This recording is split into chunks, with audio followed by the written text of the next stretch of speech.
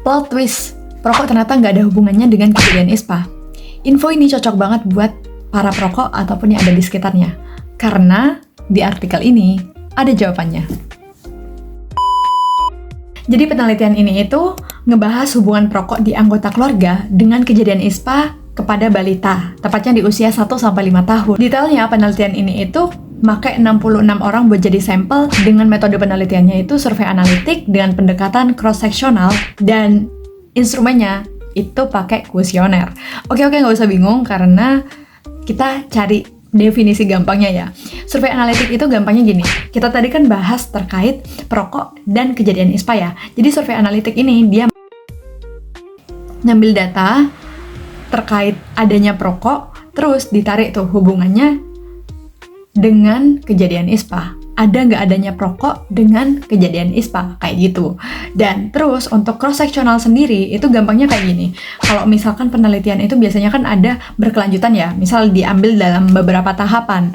Ada tahap 1 mungkin periode Februari, tahap 2 periode Maret, dan seterusnya kayak gitu. Sedangkan cross-sectional itu hanya terbatas pada yang berkunjung ke wilayah kerja UPT Puskesmas Talang Padang Kabupaten Tanggamus pada tanggal 9 sampai 25 April 2020 aja kayak gitu.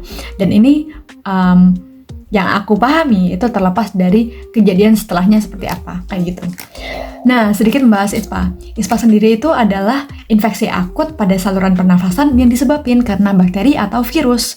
Dan ISPA sendiri itu salah satu penyebab utama kematian dengan menyumbang kurang lebih 4 juta setiap tahunnya. Itu bukan sekedar angka loh guys, kayak ya itu angka sih, cuman itu angka kematian yang mana 1-10 aja itu bikin kita kayak wah, sedangkan ini sampai berjuta itu. Nah, kalian kan bakal penasaran kan, apa penyebab ISPA kok sampai bisa sebanyak itu? Nah, penyebab ISPA sendiri itu ada beberapa faktor, salah satunya faktor lingkungan, bukan salah satunya, faktor lingkungan, faktor individu, dan faktor perilaku. Nah, untuk faktor lingkungan itu sendiri, itu bisa jadi karena asap kendaraan, asap rokok, terus juga asap pembakaran sampah, dan juga asap industri, dan masih banyak lagi sih sebenarnya. Rokok itu sendiri, asap rokoknya mengandung ribuan bahan kimia beracun dan menimbulkan kanker. Atau bahasa lainnya itu Sling. Dan yang ditunggu-tunggu hasilnya. Tadi kan ada 66 orang ya. Nah, 66 orang ini semuanya pengidap ISPA.